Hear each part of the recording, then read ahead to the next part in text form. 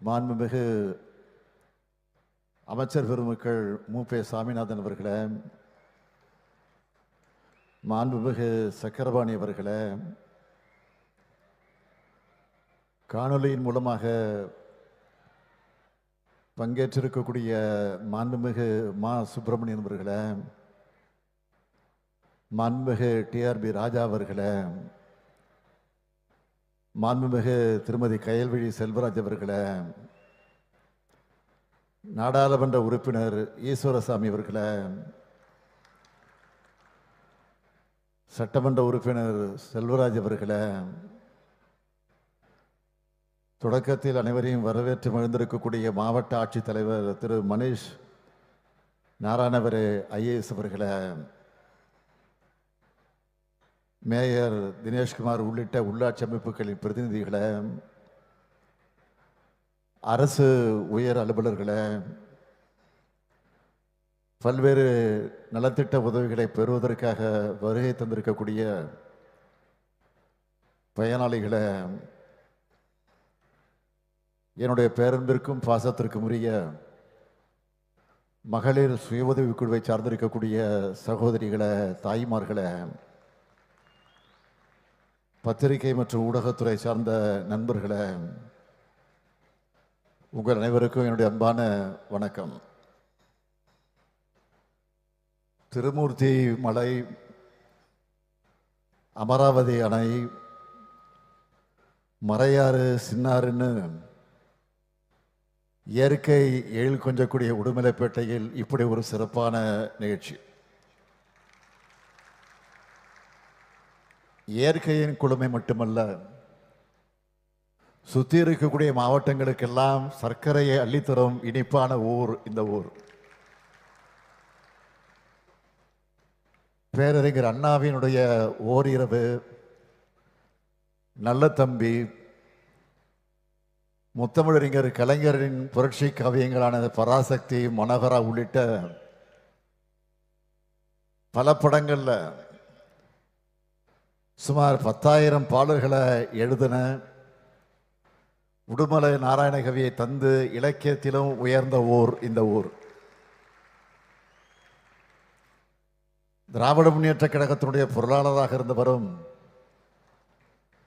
முன்னாள் அமைச்சருமான திரு சாதிக் பாட்சா அவர்களை ஈண்டெடுத்த ஊர் இந்த ஊர். இப்படி இயற்கை, வேளாண்மை உற்பத்தி, கலை இலக்கியம், கல்வி, அரசியல்னு அனைத்து துறைகளின் கோட்டை தான் நம்ம உடுமலைப்பேட்டை.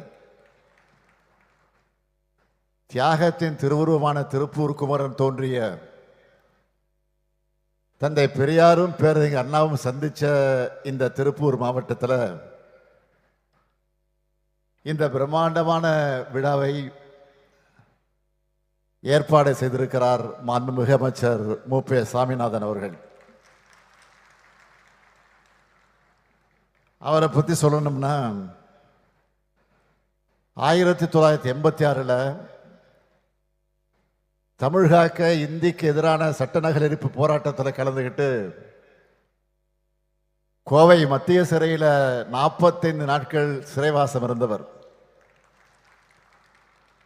அதிலிருந்து இளைஞரணியில் என் கூட பயணித்தவர். தலைவர் கலைஞரின் அமைச்சரவையிலும் இப்போ நம்ம திராவிட மாடல் அமைச்சரவையிலும் இடம்பெற்றிருக்கிறார். ஒரு வேலையை கொடுத்தா அதை ஆர்ப்பாட்டம் இல்லாம அமைதியா அடக்கமா சாதிச்சு காட்டக்கூடியவர் சாமிநாதன். நம்ம திராவிட மாடல் ஆட்சியில தமிழ்நாடு முழுக்க பல்வேறு தலைவர்களுக்கு சிலைகளும் மணிமண்டபங்களும் நினைவு சின்னங்களும் அமைக்கப்பட்டிருக்கு. இவை எல்லாத்துக்கும் பொறுப்பெடுத்துக்கிட்டு சிறப்பா செஞ்சு முடிச்சவர், தொடர்ந்து செயல்பட்டு கொண்டிருப்பவர். அதேபோல் அருமை சகோதரி மாண்புமிகு அமைச்சர் கயல்விழி செல்வராஜ் அவர்களும் மிக சிறப்பாக செயல்பட்டு வருகிறார். முன்பு ஆதிதிராவிட நலத்துறை அமைச்சராகவும் இப்பொழுது மனிதவள மேலாண்மை துறை அமைச்சராகவும்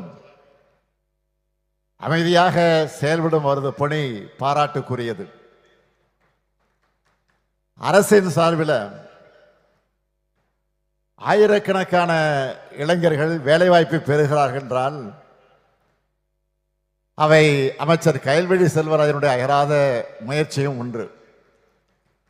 அவருக்கும் எனது பாராட்டுக்களை நான் தெரிவித்துக் கொள்கிறேன். இந்த விழா மிக சிறப்பாக நடத்தி காட்டியிருக்கக்கூடிய அமைச்சர்களாக இருக்கக்கூடிய சாமிநாதன் அவர்களுக்கும்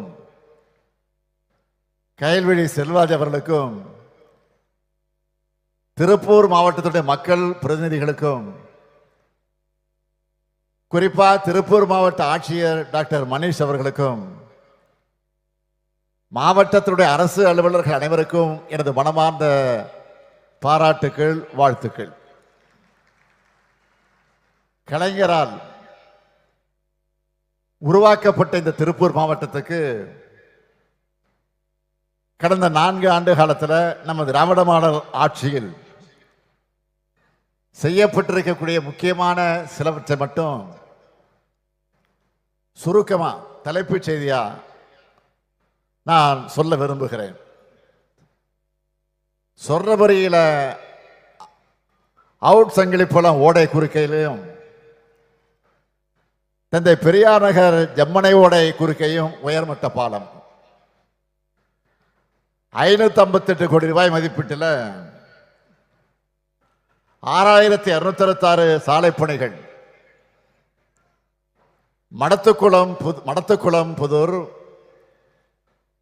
பூண்டி நகர், ஹைடெக் பார்க் நகர், பெருந்தொழு திட்டப்பகுதியில் 1004 குடியிருப்புகள். திருப்பூர் மாவட்டத்தில் மட்டும் 133 திருக்கோயில்களுக்கு குடமுழுக்கு, 328 திருக்கோயில்கள்ல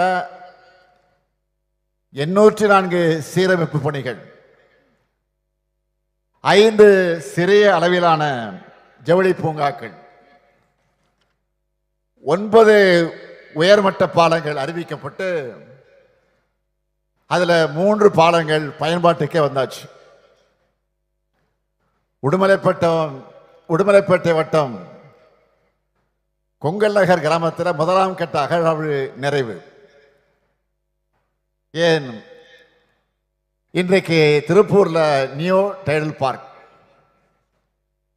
வேலம்பாளையம் அரசு மருத்துவமனை, கோவில் வழி பேருந்து நிலையம் திறந்து வைத்திருக்கிறேன். அடுத்து கூடிய விரைவில் வரப்போகிற திட்டங்கள் என்னன்னு லிஸ்ட் போட்டா காங்கேயம் அரசு மருத்துவமனை மாவட்ட தலைமை மருத்துவமனையா தரம் உயர்த்தப்பட இருக்கு. தாராபுரம் அரசு மருத்துவமனைய தலைமை மருத்துவமனைக்கு இணையா தரம் உயர்த்த போறோம். திருமுருகன் பூண்டி நகராட்சி பகுதியில் மினி டைடல் பார்க், சிவன்மலை மற்றும் நஞ்சியம்பாளையத்தில் மினி விளையாட்டரங்கம், 172 கோடி ரூபாய் மதிப்பீட்டில் நொய்யலாறு மேம்பாடு, 1176 கோடி ரூபாய் மதிப்பீட்டில் புதிய குடிநீர் திட்ட பணிகள், கீழக்கோயில் வழிப்பகுதியில் பேருந்து நிலையம், தெக்கலூர் பட்டேல் நகர், பொங்கலூர் அண்ணா நகர், காந்தி நகர் திட்டப்பகுதியில் 1160 குடியிருப்புகள், பில்லூர் நீர்த்தேக்கத்தை ஆதாரமாக கொண்ட குடிநீர் மேம்பாட்டு திட்ட புனரமைப்பு திட்டம், முத்தூர், காங்கேயம் 3 நகராட்சிகள், 6 பெருராட்சிகள் மற்றும் 86 ஊராட்சிகளை உள்ளடக்கின 1790 குடியிருப்புகளான கூட்டு குடிநீர் திட்ட புனரமைப்பு திட்டம், காங்கேயம், வெள்ளகோயில், தாராபுரம், குண்டடம், பொங்கலூர், பல்லடம், மூலனூர் ஆகிய 7 ஊராட்சி ஒன்றியங்களுக்கு கூட்டு குடிநீர் திட்டம். இப்படி இன்னும் நிறைய இருக்கு. மொத்தமாக சொல்லணும்னா 10,491 கோடி ரூபாய் மதிப்பிலான வளர்ச்சி பணிகள், நலத்திட்ட உதவிகள் திருப்பூர் மாவட்டத்திற்கு செய்யப்பட்டிருக்கு. இவ்வளவு சாதனைகளையும் 4 ஆண்டுகள்ல நம்ம திருப்பூருக்கு நம்ம செஞ்சிருக்கிறோம். ஆனா அதிமுக ஆட்சியில்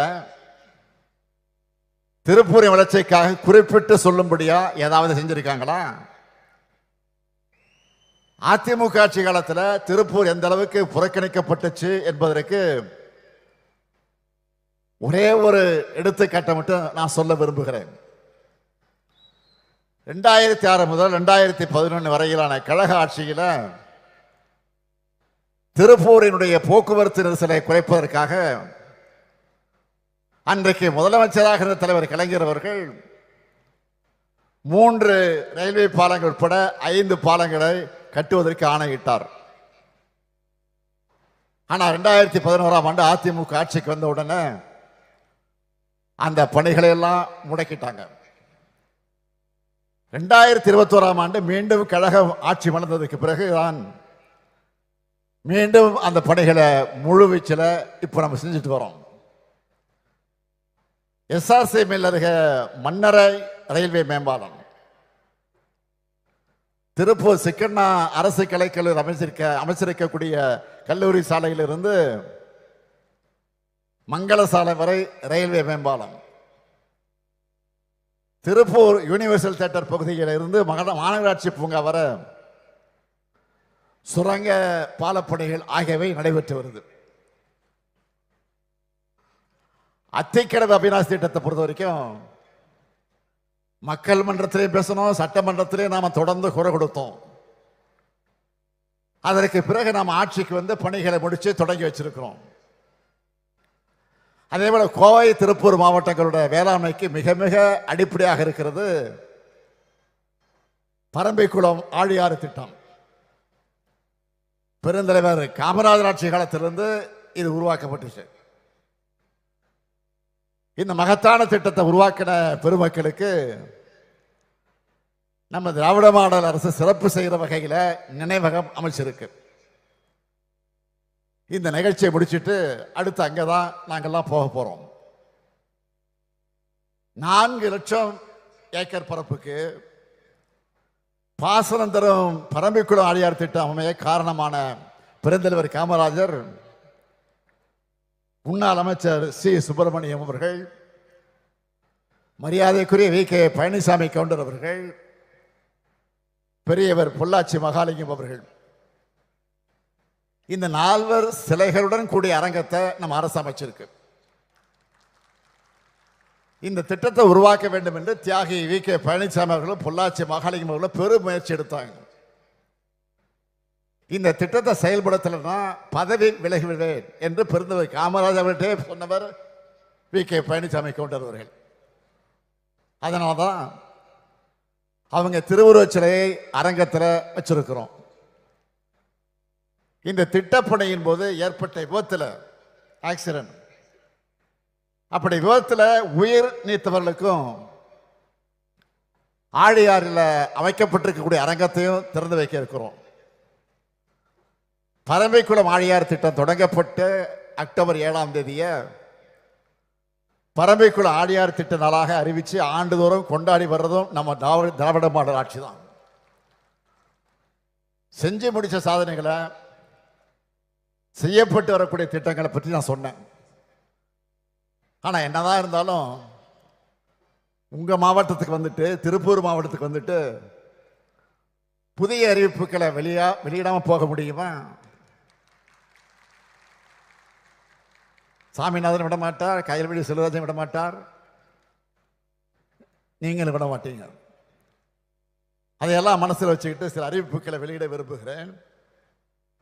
முதலாவது அறிவிப்பு, பரம்பிக்குளம் ஆழியாறு பாசன திட்டத்தின் அடுத்த கட்டமான நீராறு, நல்லாறு மற்றும் ஆனைமலையாறு திட்டமானது திருப்பூர் மற்றும் கோவை மாவட்ட விவசாயிகளுடைய நீண்டகால கோரிக்கையாக இருந்து வருது. அதை செயல்படுத்த கேரள மாநில அரசு கிட்ட பேச்சுவார்த்தை நடத்த நடவடிக்கைகள் எடுத்து வர்றோம். நம்ம விவசாயிகளுடைய இந்த கனவு திட்டம் விரைவில் செயல்படுத்தப்படும். இரண்டாவது திட்டம், இரண்டாவது அறிவிப்பு, பரம்பிக்குளம் ஆடியாறு பாசன திட்ட பாசன பகுதியில் பல வாய்க்கால்கள் நீண்ட காலமாக தூர்வாரப்படாமல் இருக்கு. அது குறித்து பாசன சங்க தலைவர்கள் விவசாயிகளும் என்கிட்ட சொன்னாங்க. அவங்க கோரிக்கை ஏற்று வாய்க்கால்களை தூர்வாரும் பணிகளுக்காக இந்த ஆண்டு 10 கோடி ரூபாய் ஒதுக்கீடு செய்யப்படும். மூன்றாவது அறிவிப்பு, திருப்பூர் மாநகரத்தில் மாணவர்கள் மற்றும் இளைஞர்களுக்கு பயனளிக்கிற வகையில் நவீன வசதிகளுடன் கூடிய மாவட்ட மைய நூலக கட்டணம் 9 கோடி ரூபாய் செலவில் அமைக்கப்படும். திருப்பூர் மாநகராட்சி அமர்ஜோதி கார்டன் பகுதியில் பல்நோக்கு விளையாட்டு அரங்கம் 5 கோடி ரூபாய் செலவில் அமைக்கப்படும். நாலாவது அறிவிப்பு, காங்கேயம் ஊராட்சி ஒன்றியத்தில் குடிநீர் வழங்கலை மேம்படுத்த பரஞ்சோதி சிவன்மலை கீரனூர் ஊராட்சிகளில் 11 கோடி ரூபாய் செலவில் புதிய திட்டங்கள் செயல்படுத்தப்படும். ஐந்தாவது அறிவிப்பு, தாராபுரம் வட்டத்தில் இருக்கிற வேளாண் பெருமக்கள் பயன்பெறும் வகையில் நஞ்சியம்மாபாளையம் கிட்ட உப்பாற்றின் குறுக்க 7 கோடி 60 லட்சம் ரூபாய் மதிப்பிட்ட புதிய தடுப்பணை கட்டப்படும். ஆறாவது அறிவிப்பு, ஊத்துக்குடி வட்டத்தில் 6.5 கோடி ரூபாய் மதிப்பிட்ட புதிய வெண்ணெய் தயாரிக்கக்கூடிய தொழிற்சாலை அமைக்கப்படும். ஏழாவது அறிவிப்பு, உடுமலைப்பேட்ட பகுதியிலிருந்து வந்து சட்டத்துறை அமைச்சராக பதவியேற்று உடுமலைப்பேட்டை அரசு கல்லூரி அமைக்க 25 ஏக்கர் நிலம் கொடுத்தவருமான மாண்புமிகு எஸ்.ஏ. சாதிக் பாட்சாவுடைய பெயரில் தாஜ் திட்ட அருகில் இருக்கக்கூடிய சாலைக்கு அவருடைய பெயர் சூட்டப்படும். இது மட்டுமல்ல, இன்று காலை அமராவதி கூட்டுறவு சர்க்கரை ஆலை செயல்படாமல் இருப்பதை சுட்டிக்காட்டி விவசாயிகள் என்னிடத்தில் மனு அளித்தார்கள். அது குறித்து ஆராய்ந்து பரிந்துரை வழங்க விரைவில் ஒரு வல்லுநர் குழு அமைக்கப்பட்டு நிச்சயமாக நடவடிக்கை எடுக்கப்படும். இன்றைக்கு பார்க்கிறோம், எதிர்க்கட்சி தலைவர் திரு பழனிசாமி அவர்கள் இந்த பகுதிக்கு வந்தால் மட்டும் தன்னை மேற்கு மண்டலத்துக்காரன்னு சொல்லிக்கிறார். ஆனா உறுதியோடு சொல்றேன், பழனிசாமி அவருடைய ஆட்சி காலத்தை விட நம்ம திராவிட மாடல் ஆட்சியில தான் மேற்கு மண்டலத்தோட அனைத்து துறை வளர்ச்சிக்கும் அதிக திட்டங்கள் சாதனை செய்யப்பட்டிருக்கு. தொடர்ந்து செய்யப்படும் செஞ்சுக்கிட்டே இருப்போம். இன்னும் தொடர்ந்து நாங்க தான் செய்ய போறோம். அது எந்த மாற்றம் கிடையாது. அதனால சொல்றேன்,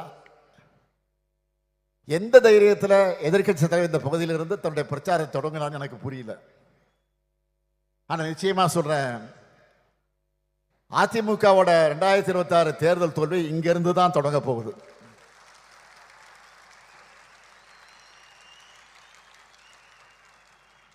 ஏற்கனவே 2024 தேர்தல் உள்ளாட்சி தேர்தல் இடைத்தேர்தல்களில் இந்த மண்டலத்திலிருந்து தான் அவர் தோல்வியை பார்த்துட்டார்.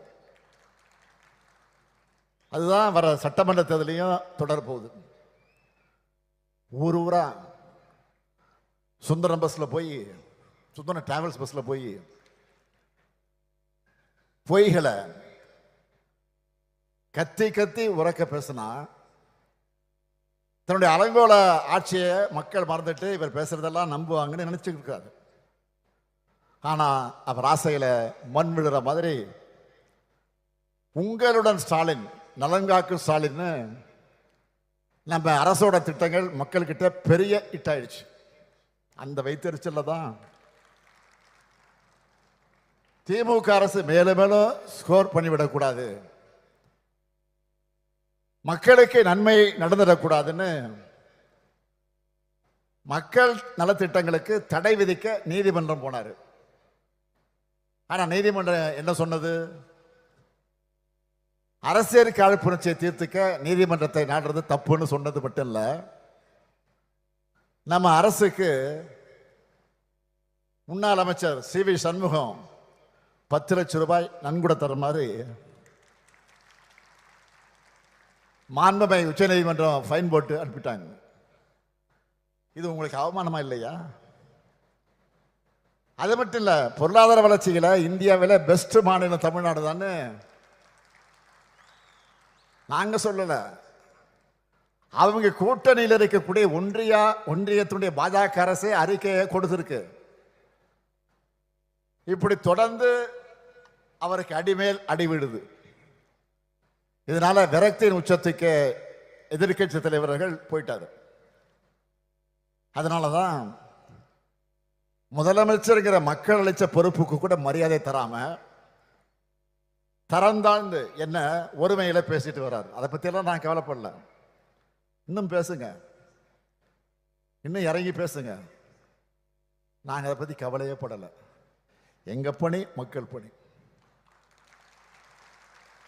உங்களுக்கெல்லாம் பதில் சொல்லி என்னுடைய நேரத்தை வீணடிக்க நான் விரும்பல. என்னை பொறுத்த வரைக்கும் பேச்சை குறை, செயல் நம்ம திறமையை காட்டணும். ஏதோ தன்னை எம்ஜிஆர் நினைச்சுக்கிட்டு ஜெயலலிதா அம்மையார் மாதிரி நினைச்சுக்கிட்டு சவுண்டு விடுறாரு. ஆனா பாவம் அவருக்கு தெரியல. அவருடைய வண்டி கிளம்புனதும் அவங்க கட்சிக்காரங்களை, சொந்த கட்சிக்காரங்களை என்ன கமெண்ட் அடிக்கிறாங்கன்னு அவருடைய எந்த சதி திட்டமும் நம்ம அரசோட சாதனைகளை முன்னாடி எடுபடலை, இனியும் எடுபடாது. நம்ம திராவிட மாடல் அரசை பொறுத்த வரைக்கும் ஒவ்வொரு மாவட்டத்துக்கு தேவையானதை பார்த்து பார்த்து அவன் செயல்படுத்திட்டு வரோம். அனைவருக்குமான நல்லாட்சி நடத்திட்டு வரோம். இந்த நல்லாட்சி என்னாலும் தொடரணும் தான் மக்களாகிய நீங்கள் விரும்புறீங்க. இந்த நல்லாட்சி என்னாலும் தொடரும். உங்கள் விருப்பங்கள் எல்லாம் நிறைவேறும். திராவிட மாடல் 2.0 இதுவரை அடையாத புதிய உச்சங்களை தமிழ்நாடு நிச்சயம் அடையும். இது உறுதி, உறுதி, உறுதி. இதை உங்களோடு சேர்ந்து முத்துவேல் கருணாநிதி ஸ்டாலினும் உறுதியெடுக்கிறான். நன்றி, வணக்கம்.